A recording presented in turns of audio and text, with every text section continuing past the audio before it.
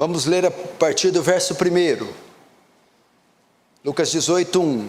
Disse-lhes Jesus uma parábola sobre o dever de orar sempre e nunca esmorecer.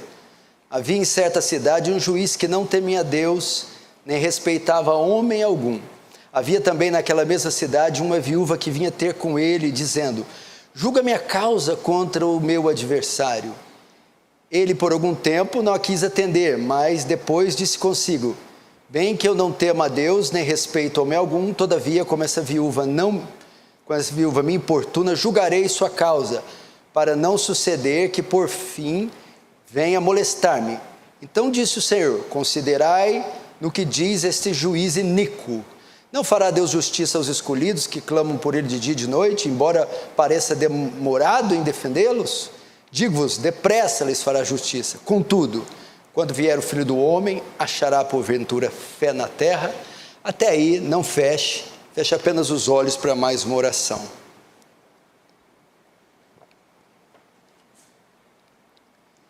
Querido Deus, santo, poderoso, tremendo, justo, carecemos do Senhor e da sua graça todos os dias da nossa vida. E hoje não é diferente. Assista-nos em nossas fraquezas. Revela tua face a nós, tua bondade, teu Filho. Porque se tivermos o teu Filho, se conhecermos o teu Filho, de nada mais teremos necessidade. Porque uma vez achado essa pérola, esse tesouro escondido, todo o restante perde o valor. A quem tenho eu no céu além de ti? E não há ninguém na terra que eu queira mais do que a ti. Tu és o desejado das nações. Tu és aquele que nos completa, nos satisfaz. Fizeste-nos para ti, e inquieto está o nosso coração, enquanto não repousar em ti.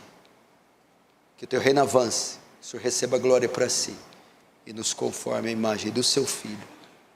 Amém.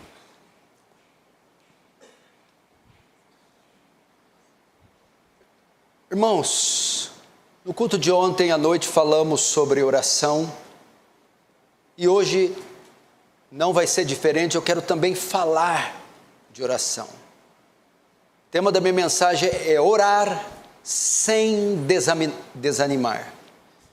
A oração, como eu já digo aqui, é um dos exercícios espirituais mais elevados que existe, talvez a maior ferramenta que Deus nos deu. Tiago diz: até agora não recebeste, porque não pedis. Pedis e recebereis. Ou seja, sem oração, sem resposta. A Bíblia diz que Elias orou com fervor e pediu que não chovesse. E não choveu. Moisés orou, Êxodo 32:11, suplicando, contorcer-se é o texto, está em angústia. E Deus respondeu. Abraão, Gênesis 18, disse: exterminará o justo com o ímpio. John Knox disse: dá-me as almas da Escócia, senão eu morro. A rainha da Inglaterra disse: eu temo mais os exércitos, eu temo mais as orações de John Knox do que os exércitos da Escócia. Lutero dizia: eu tenho tanta coisa para fazer hoje, que se não gastar pelo menos 2 horas orando, não conseguirei realizar. David Brainerd: passei 2 horas agonizando pelas almas imortais, senti tanta agonia que me achava ensopado de suor. Jesus suou sangue pelas pobres almas. Eu anelava mostrar mais e mais compaixão por elas. Veja esses santos, esses homens se destacavam pelo quê? Pela oração. E nesse sentido, eu acho que o maior exemplo da oração perseverante da Escritura é a parábola do juiz iníquo. Essa parábola também é conhecida como parábola da viúva perseverante, ou parábola da mulher persistente. Por quê? Porque essa parábola tem como tema principal a oração. Se você notar, a parábola está no capítulo 18. Só que o capítulo 18 não pode ser desconectado do capítulo 17 de Lucas. Por quê? Por que Jesus profere essas palavras no 18? Porque o 17 é um sermão escatológico, onde Jesus mostra que o fim se aproxima, e quanto mais ele se aproxima, mais dificuldades virão os filhos de Deus. Tribulações, angústias, perseguições, e eles poderão desanimar quando essas coisas vierem e quando o fim chegar. Então, em razão dos tempos dificultosos, nossa tendência é desanimarmos. E ele então nos encoraja contando essa parábola. E ele começa dizendo: ao invés de desanimar, vocês devem orar, perseverar. É isso que ele diz. O texto diz: disse-lhe Jesus, verso 1, uma parábola sobre o dever de orar sempre e nunca esmorecer. Então é isso. Nesses tempos do fim, que nós vamos enfrentar muitas adversidades e desanimar, Jesus quer nos encorajar, dizendo: ao invés de desanimar, prostrar, se abater, perseverem na oração. Ela será o remédio para o tempo do fim, o remédio para os tempos dificultosos, o remédio para o desânimo, para a provação. É isso que ele diz no verso 1. Nesses dias escatológicos, a igreja deve se colocar de joelhos. Ele diz que é um dever. O verso 1 diz sobre o dever de sempre orar. Um salvo vai orar. É uma prática que deve ser observada por todo o cristão, a oração. Por quê? Porque através das nossas orações, Deus realiza seus propósitos na terra, ao mesmo tempo que atende às nossas necessidades. Entretanto, pergunta: essas orações terão algum efeito?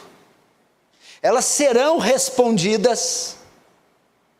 A parábola do juiz iníquo responde. Ela vai responder. Vamos começar então.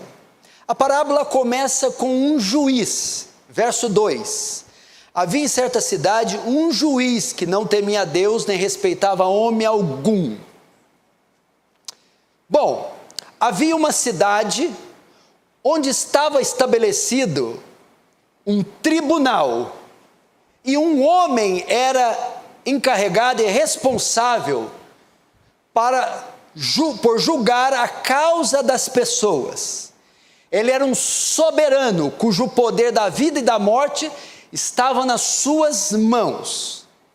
E era esse tipo de gente que as pessoas recorriam quando tinha alguma demanda. No caso aqui da Palestina, era um único tribunal e um único homem que julgava as causas. Então a vida das pessoas estava na mão desse juiz, e ele era o responsável por julgar causas que vinham até ele. Só que notem, a Bíblia coloca ênfase no caráter desse juiz. O texto no verso 2 diz que esse juiz não temia a Deus. No grego ele era um antideus, não gostava de Deus, não obedecia a Deus, não temia a Deus. Trazendo nossos dias, era um homem desonesto, corrupto, sem princípios. Era um juiz sem o mínimo de compromisso com a justiça. Era um homem sem compaixão e sem compromisso com a verdade. Então ele era um soberano em um tribunal, um homem único, só que era um soberano mau, indiferente, perverso. Estava ali naquela cidade. Agora, o texto traz em cena a viúva. Mostra também que naquela cidade não existia só esse juiz, mas uma viúva e a sua causa. Verso 3. Havia também naquela cidade uma viúva que vinha ter com ele, com esse juiz, dizendo, até aí. Então naquela mesma cidade que havia o trono do juiz, havia uma viúva. As viúvas naquela época, e se você vê isso em outros textos, eram pessoas muito pobres e facilmente passavam necessidades. Por quê? Porque geralmente ela dependia do sustento para viver do marido ou de filhos adultos. Morrendo, ela não tinha como sustentar, e pior, ainda herdava a dívida dos maridos, quando os maridos morriam deixando dívidas. Desde o Antigo Testamento, a Bíblia menciona algumas viúvas que passavam por situações difíceis, como a viúva de Serepta que hospedou Elias. Se você notar, ela estava colhendo o quê? Lenha. Colhendo lenha quando Elias encontrou ela. Para quê? Lenha para vender, para se sustentar de tão pobre que era. Então veja só, essa viúva é a figura de pessoas aflitas, pobres, necessitadas, pessoas que estão na pior condição, que têm causas urgentes, agudas, difíceis, insolúveis. Aquelas pessoas que, se estiver na fila de um hospital, ou em tribunal, ou para serem atendidas, tem que ser colocadas no primeiro lugar, tem que ser atendidas imediatamente, por causa da situação, são aflitas, pobres, necessitadas, ou passando situações muito difíceis, que requerem urgência. Jesus está dizendo que pessoas com situações críticas necessitam de livramento rápido, porque as suas causas são urgentíssimas. E era o caso dessa viúva. Essa viúva vivia na mesma cidade daquele juiz, como eu disse. E ela tinha uma causa para ser julgada por ele. E era dever dele julgar, porque era parte da jurisdição dele, era o campo dele, o terreno dele. E o verso 3 diz, havia também naquela mesma cidade uma viúva que vinha ter com ele, dizendo, julga a minha causa contra o meu adversário. Existem pessoas aqui assim, que têm causas difíceis, ou estão em situações difíceis, e que requerem urgência, que necessitam de um livramento rápido, senão o pior vai acontecer. E essa viúva, pelo que parece, foi injustiçada por alguém. Ela já era pobre, já era viúva, já não tinha com que sustentar, e parece que de alguma forma ela foi lesada por alguém, ficando numa situação pior ainda, talvez estava perdendo as poucas posses que tinha, estava sendo varrida de casa, estava tendo uma causa seríssima sendo lesada. Alguém podia ter tirado o pouco que possuía. Por essa razão ela foi até o juiz, esperando que ele atendesse a sua reclamação e lhe desse o que a justiça demandava, fizesse um julgamento justo e condenasse aquele que estava lesando ela e beneficiasse ela. O texto também aponta para a urgência, era um caso grave, necessitava muito. E esse juiz, por ser o soberano, era o único capaz de ajudá-la. Por isso ela recorreu a ele. Causa gravíssima. urgentíssima. Se não fosse julgada, poderia acontecer o pior. Talvez foi lesada por alguém. E este juiz era o único capaz de ajudá-la. Então o que ela fez? Recorreu a ele. O texto diz no verso 3, vinha ter com ele. O que é isso? Significa que ela não foi uma vez só. Que ela continuamente ia até o juiz. Todos os dias batia na porta do tribunal e dizia, julga minha causa, julga minha causa, julga minha causa. Agora vamos ver a reação do juiz diante daquela pobre, miserável, aflita viúva e com urgência de ser atendida. Veja a indisposição do juiz para julgar. Verso 4, ele por algum tempo não a quis atender. Sabe o que o juiz, como que o juiz se portou diante do sangue que estava escorrendo? Da casa pegando fogo? Do sequestro que ocorreu? Da causa urgentíssima? Esse juiz não tinha nenhum tipo de misericórdia para com aquela mulher. Ele não mostrou nenhuma compaixão por aquela mulher. Ele não mostrou nenhum sentimento de pesar por aquela mulher. Ele se recusa terminantemente a socorrê-la. Eu não estou nem aí para você, para a sua pobreza, para a sua doença, para os seus recursos, para o teu filho, para o teu casamento, para a tua dor, para o teu sofrimento. Ele por algum tempo não quis atender, não tinha nenhum tipo de misericórdia. Era um homem injusto, iníquo, perverso.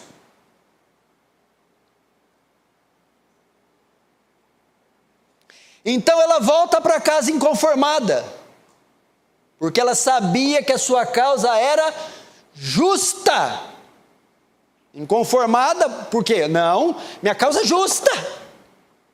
Só que dias depois, ela voltava, e tenta de novo, e de novo, e de novo, e de novo, assim sucessivamente. Ela não se intimidou, não desistiu, e vinha novamente. Agora, acontece alguma coisa. A insistência da viúva causa uma reação no juiz. A insistência da viúva fez o juiz mudar de ideia. Veja só, verso 4. Ele por algum tempo não a quis atender, mas depois disse consigo, bem que eu não temo a Deus, nem respeito homem algum. Verso 5, todavia, como esta viúva me importuna, julgarei a sua causa, para não suceder que por fim venha molestar-me. Estão acompanhando, né? O que o juiz disse? Ainda que não tenha um pingo de caráter, que não tenha qualquer compaixão para essa mulher. Eu sou corrupto, eu sou picareta, eu sou ruim, desonesto, eu não amo nada nem ninguém e não estou nem aí para essa mulher. Mas ainda que eu não tenha um pingo de caráter, qualquer compaixão, a insistência dela é tão grande, sua perseverança se mostrou tão grande, que eu vou ceder, eu vou atendê-la. Eu não aguento mais essa mulher todo dia na minha cabeça dizendo: julga a minha causa, julga a minha causa, julga a minha causa, julga a minha causa. Eu vou atender. O juiz então abre as portas do tribunal, julga a causa da mulher, atende o seu pedido, absolve a mulher. Ela consegue o que ela queria.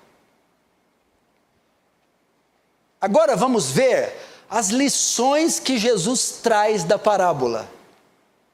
Se for só a parábola, que é uma história para ilustrar um princípio. Vamos ver as lições que Jesus traz. Verso 6. Então disse o Senhor: considerai no que diz este juiz iníquo. Considerai. O que o juiz disse que Jesus recomenda? Jesus está recomendando algo do juiz. Considerai. Resposta: o juiz disse que atenderia a viúva em razão da insistência, da perseverança dela. Jesus então quer que os seus discípulos aprendam o valor da perseverança na oração. Então diz: considerai o que disse o injusto juiz. Considerem. O que ele disse? Eu não temo a Deus, mas como ela não para de me importunar, como ela insiste, eu vou atendê-la. Jesus então quer que nós aprendamos o valor da perseverança na oração e jamais desistirmos. Jesus está nos dando a garantia que seremos ouvidos. Ele está dizendo: não desista de orar pela conversão do filho. Não desista de orar pela conversão do marido. Não desista de orar para que aquela porta se abre. Não desista de orar para aquele milagre. Insista, prossiga, vá. Ele está nos dando a garantia. Pense nisso.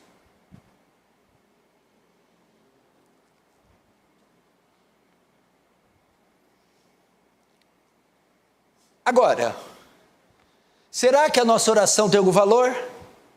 Será que premiada será a nossa perseverança? Então veja só o 6 e o 7.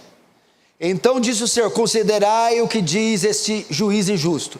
Não fará Deus justiça aos seus escolhidos que clamam Ele de dia e de noite, embora pareça demorado em defendê-los? Se a importunação daquela viúva foi capaz de fazer um juiz perverso daquele atendê-la, porque Deus, que é um justo juiz, não atenderá aqueles que também o importunarem.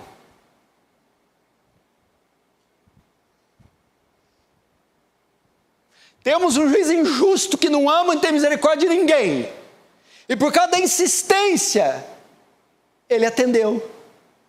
Agora temos do nosso lado um juiz que ama-nos com amor condicional, que é cheio de bondade, de caráter, que tem compaixão, e nós vamos importunar e esse não vai ajudar?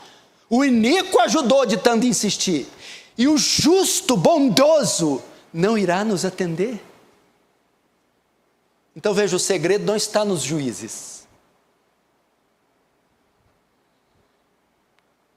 mas na perseverança com que cada um coloca neles. Não atenderá? Jesus está dando a garantia que seremos ouvidos. Primeiro, nós também temos um soberano. Ele era o soberano cuja vida e a morte estavam na mão dele. Ele era mau. Nós também temos um soberano cuja vida e a morte estão na mão, mas ele é justo. Esse soberano atendia na mesma cidade que a mulher. Nosso soberano também. Fazemos parte do mesmo reino. Ela era uma viúva, tinha necessidades. Somos o seu povo, carentes de problemas, de situações, de dificuldades. Quarto, esse homem não tinha caráter.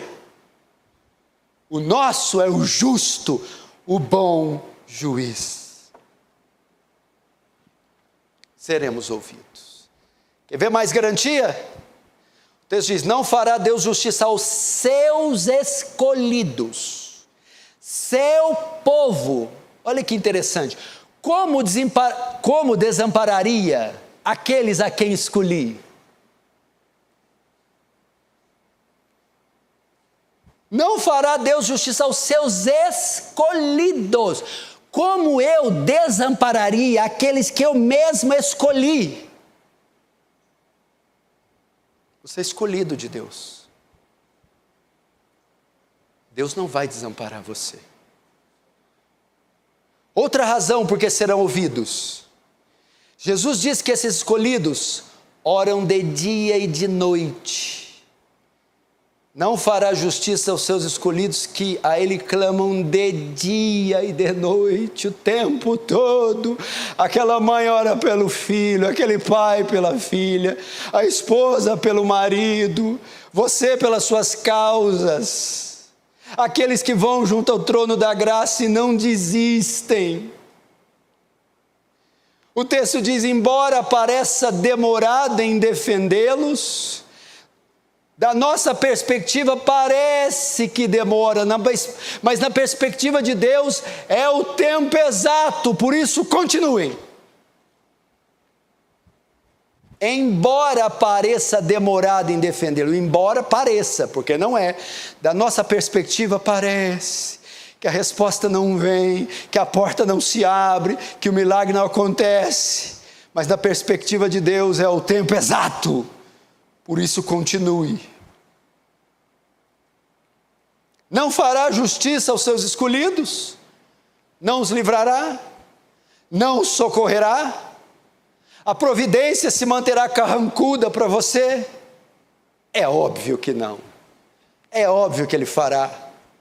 Tudo que Ele quer é que você insista, continue, discipline-se a orar todos os dias. Vamos, ore. Considerai o que diz o justo juiz. Ouvi o que diz o injusto juiz. A ênfase é o que o injusto juiz diz. Mesmo sendo injusto, ele falou uma coisa boa. Jesus diz: olha para ele, considera o que ele falou. O quê? Persistência, perseverança. Agora, na ocasião certa, no tempo exato, Deus responderá. Veja o verso 8. Digo-vos, o 7 termina: não fará justiça aos seus escolhidos que clamam por ele de dia e de noite, ainda que pareçam demorados. Verso 8. Digo-vos que depressa lhes fará justiça. Depressa. Quando Jesus diz, digo-vos, Ele está dizendo: eu lhes asseguro, estejam certos disso. Para aquele que tem ido a Deus, clamado, orado, jejuado, por alguém, por um ente, por uma causa, por uma enfermidade, por seja o que for, pela conversão de almas. Você que não está indo até um ímpio, a um ídolo, a um Deus pagão, mas ao justo juiz, será que ele vai julgar a sua causa? Será que ele vai te ouvir? Jesus diz: digo-vos, eu lhes asseguro, estejam certos disso, eu julgarei, eu abrirei a porta, eu responderei vocês, estejam certos disso. Jesus está dizendo que essas batidas na porta não ficarão sem ser atendidas. Essa porta não ficará fechada. Esse pedido não ficará sem resposta. Eu lhes asseguro que depressa lhes fará justiça. O que é depressa?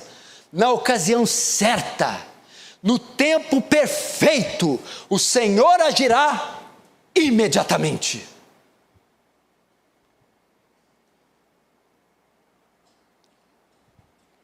Os que o buscam em oração, de modo algum ficarão sem resposta. Você está buscando a Deus? Continua. Não desista. Busca a Deus. Não desista do teu filho. Não desista da tua mãe. Não desista de áreas, de alvos, de situações, circunstâncias, povos, tribos, projetos. Insista, porque você está batendo na porta daquele que julga retamente. Agora ele termina com a palavra escatológica. Verso 8, contudo, quando vier o Filho do Homem, achará porventura fé na terra? Interessante. Ele passa para um texto escatológico. O que quer dizer isso? Quando o Filho do Homem vier, achará fé na terra? Ou seja, quanto mais tempo passar e mais dificuldades vierem, vocês continuarão perseverantes? Continuarão firmes até o fim? Ou desistirão? Ou se apostatarão? Não há dúvidas que no período da volta de Cristo, os crentes estarão presentes na terra. Ok? Entretanto, quando Cristo voltar, haverá pessoas como essa viúva, com uma fé perseverante que se mostra em suas intensas orações? É isso que ele está falando. Quando o Filho do Homem vier, achará fé na terra? Os tempos estão passando. Jesus está próximo a voltar. Tribulações e provações têm vindo para testar a nossa fé. Vamos perseverar? Filho do Homem vai achar pessoas como essa viúva? Pense nisso. Agora vamos às considerações finais desse texto. Pelo menos 3. Primeiro, mesmo Deus sendo soberano e não necessitando de nada, Deus decretou usar a oração para nos abençoar e cumprir seus decretos. Deus não precisa de nada, Ele é soberano, Ele age conforme Ele quer, correto? Ele não precisa de orações para fazer o que Ele quer fazer, mas em seus decretos Ele decretou usar a oração para nos abençoar, ao mesmo tempo que cumpre eles. Segundo, Deus quer que essas orações sejam insistentes. Não quer só que nós oremos para cumprir os seus decretos. Quer que elas sejam insistentes, perseverantes. Ele não quer que desistamos. Ele nos ensina disciplina, constância. Seja constante. Terceiro princípio. A demora em responder tem propósitos mais elevados, os quais você não sabe e nem vê. Por que Deus não responde hoje, agora, amanhã? Por que Ele demora? Por que Ele insiste que eu persevere? Porque Ele tem propósitos mais elevados, os quais você não vê nem sabe. A demora não visa o bem de Deus, visa nós. Quando Deus demora em responder, não está fazendo bem para Ele. Ele é imutável, perfeito, está fazendo bem para nós. No processo da demora, é nós que somos aperfeiçoados e não Deus. Lembre-se disso. Fim. Você quer avançar? Quer crescer espiritualmente? Quer crescer na fé? Comece a orar. Quer conquistar coisas grandes para o reino de Deus? Comece a orar. Como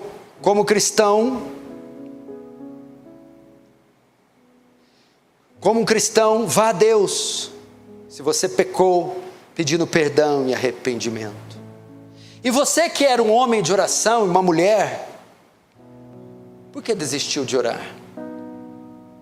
Volte a orar. Volte à prática da oração. Você desistiu do filho, da causa, da família, porque pensou, Deus não vai me ouvir, Ele não vai me responder, já foi muito tempo. Essa palavra é para você. Ouvi o que diz o injusto juiz. Eu não temo a Deus, sou picareta, mas como essa mulher não para de me importunar, julgarei a tua causa. Não fará justiça o justo juiz a todos os seus escolhidos que clamam de dia e de noite? Se você parou, você vai voltar hoje. O tribunal está aberto hoje lá do céu, não fecha, abertinho. E não precisa pegar fila, quando chegar você é o primeiro. Vai lá e bate, clama, que uma hora o justo juiz certamente atenderá você. Vamos fechar os olhos. Melhor, já vamos começar agora. Não esperar chegar em casa não. Vamos começar agora.